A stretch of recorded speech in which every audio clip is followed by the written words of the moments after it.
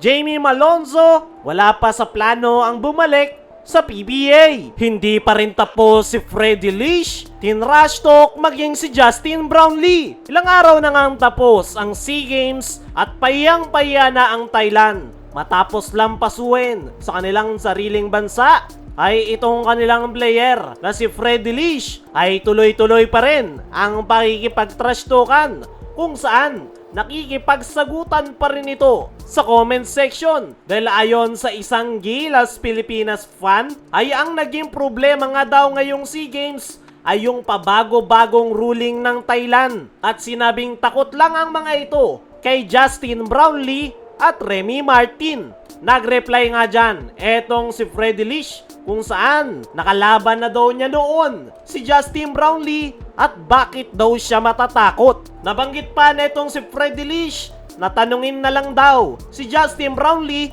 kung sino ang mas magaling. Sabay banat pang meron siyang balls na magpapatunay kung ano ang kanyang sinasabi. Grabe na nga yung kayabangan na yan ni Freddie Leash. Bilib na nga ako sa nasabing Thailand guard na nagagawa pa rin niyang makapagyabang matapos silang ilang paso ng Gilas Pilipinas sa sarili nilang bansa. Nagmamalaki pa na itong si Freddie Leash na nakalaban niya na noon si Justin Brownlee at sabay-sabay na tanungin na lang si JB kung sino ang mas malakas. Grabe, out of this world talaga yung kayabangan ng nasabing Thailand guard dahil kay Bobby Ray Parks Jr. pa lang ay hirap na siya matapos siyang madepensahan. Ano pa kaya kay Justin Brownlee? Hindi ko alam kung saan humuhugot ng lakas ng loob itong si Freddie Leash. Sa nakalipas nga na gold medal round ay 6 points lang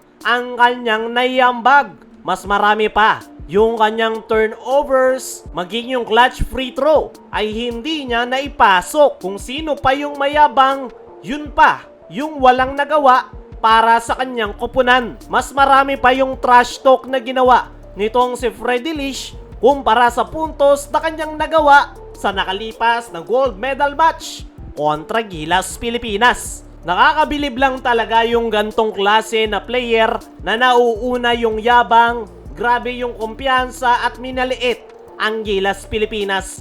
Pero in the end, siya pa yung nagpatalo sa kanyang kupunan. Sa Team C pa nga lang ng Gilas Pilipinas, wala nang nagawa itong si Freddie Leash. Ano pa kaya kapag nakatapat niya si Justin Brownlee na niyayabangan niya ngayon at sinabi niyang hindi siya natatakot at si Brownlee na daw ang tanungin kung sino yung mas magaling sa kanila. Kung ako ang tatanungin mga chong, sana ay makatapat ng Gilas Pilipinas itong Thailand sa susunod na FIBA Asia Qualifiers kahit sa Asian Games man lang. Kapag nangyari yan mga chong, paniguradong ibabaon ng main Gilas Pilipinas ang Thailand at gusto kong makita yung magiging reaksyon ni Freddie Leash. Tingnan natin kung makapagyabang pa yan. Dumako naman tayo dito sa kabilang balita. Jamie Malonzo, wala pa sa plano ang bumalik sa PBA. Nitong mga nakaraan nga mga chong,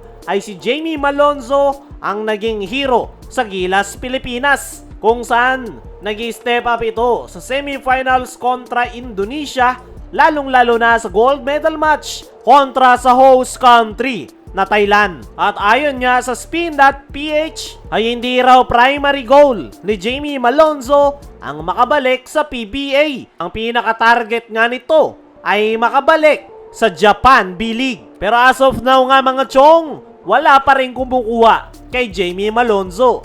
May chance na kung may kumuha kay Jamie matapos yung kanyang magandang performance. Pero kung ako kay Jamie mga chong, ay babalik na lang ako sa Barangay Ginebra at mag-a-appeal sa PBA dahil wala ngang kasiguraduhan sa Japan. Kita nyo naman yung nangyari sa kanya. Meron pa naman siyang pag-asa na makabalik sa Barangay Ginebra at kaya yang magawa ng paraan ni Boss Al Francis Chua. Yan ay kung gusto niyang bumalik sa Barangay Ginebra. Pero in the end, na kay Jamie Malonzo pa rin ang desisyon kung saan niya gugustuhin maglaro. Kung long term ang kanyang target, ay mas magandang bumalik na lang siya sa Barangay Ginebra Pero kung mas gusto niya ng mas malaking offer, ay nandyan ang Japan B-League. Yan ay kung may kukuha sa kanyang serbisyo at handa pa rin siyang sumugal matapos yung nangyari sa kanya na agad na binitawan ng Kyoto Hanaris. Isa lang yung gusto kong mangyari kay Jamie. Sana ay meron siyang kupunan na malaruan dahil sayang talaga ang kanyang basketball career. Kaya mga chong, ano ang masasabi nyo na hindi priority ni Jamie Malonzo na makabalik sa PBA? Ano rin yung masasabi nyo na maging si Brownlee ay niyabangan na ni Freddy Lish? I-comment mo lang dyan sa ibaba.